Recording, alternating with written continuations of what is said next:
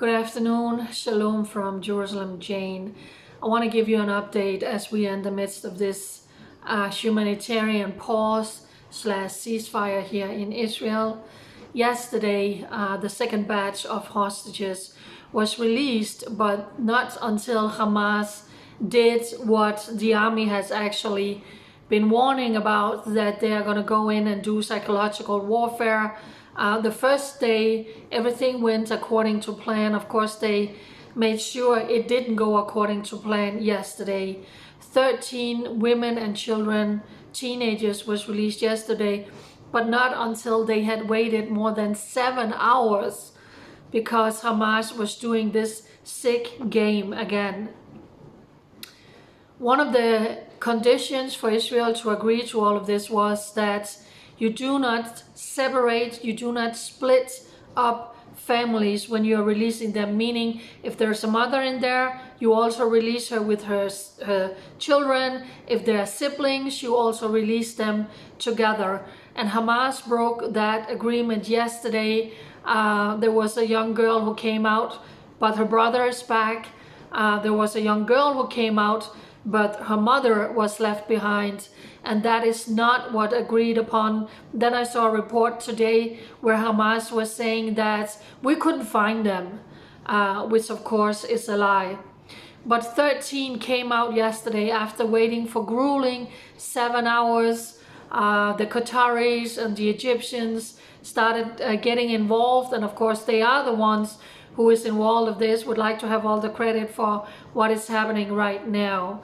I want to show you these two young precious teenagers. This is Noam and this is Alma.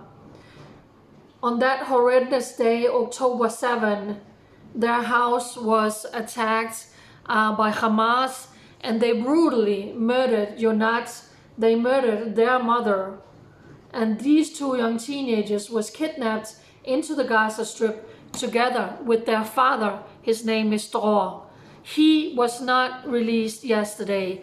So now these two young people has been released back to Israel without their father. He's still a hostage, and their mother was brutally murdered on that day. Please, please pray for this whole family.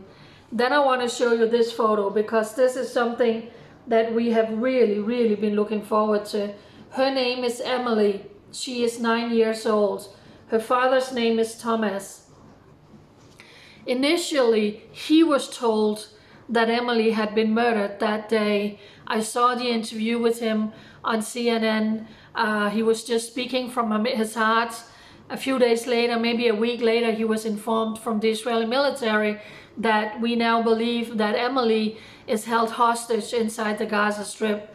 But she was released yesterday. I shared a video where you saw the first hug from this family. It was deeply moving. So 13 children and elderly women came out yesterday. There was also another young mother and a child coming out. It's deeply moving. You cannot imagine what we are going through in this country. At one point, we are so happy and so excited that they are coming home, because they are being held in these dungeons, in these tunnels, without sunlight, without anything, for nearly 50 days. So we are rejoicing with them, but at the same time, our hearts is breaking for more than 200 who is still held captive inside the Gaza Strip. Today, Hamas has announced that another 50 hostages, women and children, will be released, and then some of the foreign workers who is there. On top of that, Vladimir Putin has been pressuring Hamas. He actually has good ties with Hamas, saying he wants the Russian citizens, people with dual citizenship, he wants the Russians out. And it looks like at least one of the people with Russian nationality will also be released today. Time will tell. But it is deeply moving. I mean, these are small children. Yesterday also a mother with two young girls came out. The youngest was 3 years old. You can't even imagine what they have gone through down in these tunnels. I read some of them were saying that You know, some days they only had pita bread, they were eating pita bread or a little bit of rice. They were living, I think it was for 2 weeks on rice. But they are out and we are so, so happy. I'm sorry, oops, I'm sorry.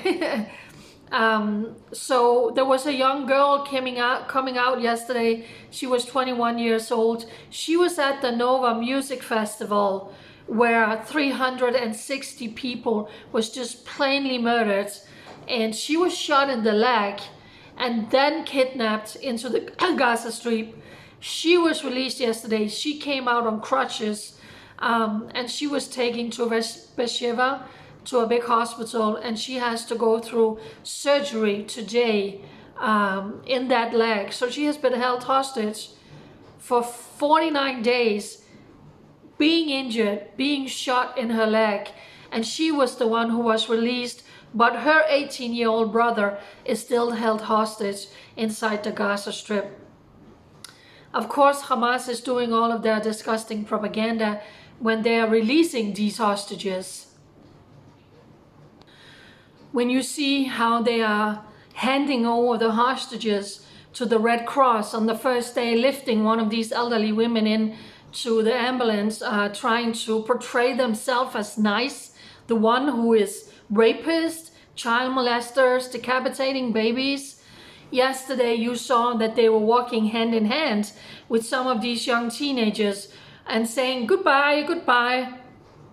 And one of the mothers with her child, when they are sitting in the car, Hamas is telling them for their own propaganda video, keep waving, and telling the Red Cross members to keep talking to the hostages. So this is just their cruel, demonic propaganda that they need to send out to the world. So while Israel is bringing home grandmothers, mothers, babies, 3-year-old is the youngest so far. Remember, there's still a mother in there with a baby, and a 2-year-old, a 4-year-old is still inside the Gaza Strip. Who does Israel has to release? Let me just tell you a little bit about it. These are female terrorists. There was one who tried to carry out a stabbing attack at Shah Nablus. She was sentenced to 10 years in prison. Another terrorist from Sylvan was arrested in 2016 after attempting to carry out a stabbing attack in the old city. She was sentenced to 15 years in prison. Another one carried out a stabbing attack at a female soldier who was severely injured. That terrorist was sentenced to 15 years in prison. We're talking about 3 female terrorists in stabbing attack. 10 years prison, 15 and 15-year prisons. And they're being released now, scot-free, in this deal in order for Israel to get home grandmothers and innocent civilians who did nothing, who were snatched out of their houses. And for every Israeli hostage, civilian that's being released, Israel has to release 3 terrorists, 3 security prisoners. These were just 3 of them that I mentioned here. It's just unfathomable. So will you continue to pray for all of these families who got their loved one home? They have a long, long recovery emotionally and mentally in front of them. We don't know what they went through inside the Gaza Strip. As these security prisoners, terrorists, are being released, we are seeing Hamas flags all over Judea and Samaria welcoming these terrorists. We saw these terrorists holding Hamas flags, thanking Hamas, also out in East Jerusalem. They are very, very popular in Judea and Samaria and also in East Jerusalem, like I have been reporting about many, many times. The Israelis Shin Bet arrested a Hamas terrorist from Jenin. He was the terrorist who plainly executed this summer a father and a son who was in Hurara, which is an Arab city out here in Judea and in Samaria. And they were literally standing on the roads. Their car was being washed in a car wash. And this terrorist, we saw the video, I shared the video on my social media. This terrorist just walks up right behind them and he plainly executes them. Father and son, they had done nothing. As a matter of fact, they used to go into Harara. They knew several people living there, and they were plainly executed. So this terrorist was arrested in Jenin today. They found a lot of weapons, Hamas flag, and he was Hamas member. So every night when these terrorists are being released, they're being welcomed like superstar, like heroes. And what did they do? They tried to murder Israelis. And tonight, again, for one Israeli hostage being released, 3 terrorists is going to be released. I saw that Red Cross was saying to Sky News that as of this moment, they don't know if any hostages is even going to be released. But Hamas knows that if they don't live up to this agreement, Israel is going to go back with the military and they are going to finish off Hamas. Anthony Blinken is coming within a few days, probably again with more pressure from the American government to continue the ceasefire, I know they are working on that now. They came from Qatar also. They are working with Hamas, they are working with the Israeli government if they should extend this humanitarian ceasefire in order to bring out more hostages. You have to remember there are still 200 innocent civilians held inside the Gaza Strip. It's very, very, very, very difficult to even comprehend. And like I said, it's such an emotional time for us here in Israel after all the things that we have gone through, and now we are facing this. This is the most sensitive, emotional time that I have had, and we are already traumatized. We are already traumatized from all the things that we have been through. When I pull up my Facebook, like I've shared with you, I see every year what I have been reported. Terror attack. Last year, there were 2 bombs at 2 bus stops here in Jerusalem on the same day, only with a few hours in between. And a 16-year-old teenager, his family made Aliyah, they came from Canada. He was brutally murdered. He woke up, he had breakfast with his parents, and later that afternoon at 4 o'clock, they had to go to the cemetery and bury him. 7 years ago, we were in the midst of a horrendous arson, fire, intifada, where Arabs were literally setting Israel on fire, and especially around the northern part of Israel and Haifa, and then it spread down here, literally burning down Israel. So we are already traumatized from all the things that has been going on. I want to end this video by saying thank you. Thank you for your emails, for your messages. There are so many, I haven't even read all of them. But thank you for being an encouragement to me. Thank you for telling me we follow you and not mainstream media, Jane, because you are the difference. And you're right. I'm a civilian. I came here and I just started blogging. I am not a journalist. I will never be a journalist. My official status is actually as a Danish blogger, which means you have a personal touch.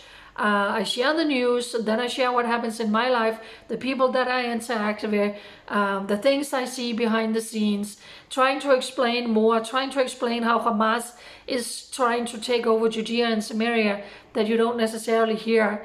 So yeah, I really, really appreciate it for your encouragements. And so much is happening that I could speak for an hour now with all the things that's happening and the things that the Jewish people deserve that you need to know. Or I could make 4 updates a day, 4 minutes, or 10 minutes at a time, because you need to know all the things that's happening. But now I am trying to keep it as low as 15 minutes because it's important that you hear all of these news. So I so much appreciate that you like the personal touch that I have in what I'm sharing with you, not being a professional journalist, and that I'm trying to make my videos as short as possible. So we are holding our breath and we are praying as we are waiting for the next group of released hostages. It's supposed to be at 4 o'clock again this afternoon. Yesterday it was delayed, like I said, for 7 hours by Hamas' evil psychological warfare. So please pray for Israel for such a time as this. We are all traumatized.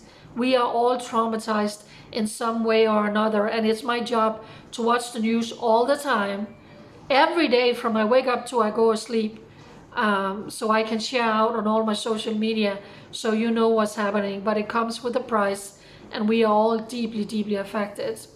So thank you for watching this video. Please share it out, and I will keep you updated. And again, I cannot emphasize enough, please download Telegram and follow my Telegram channel for up to the minute updates. Bye.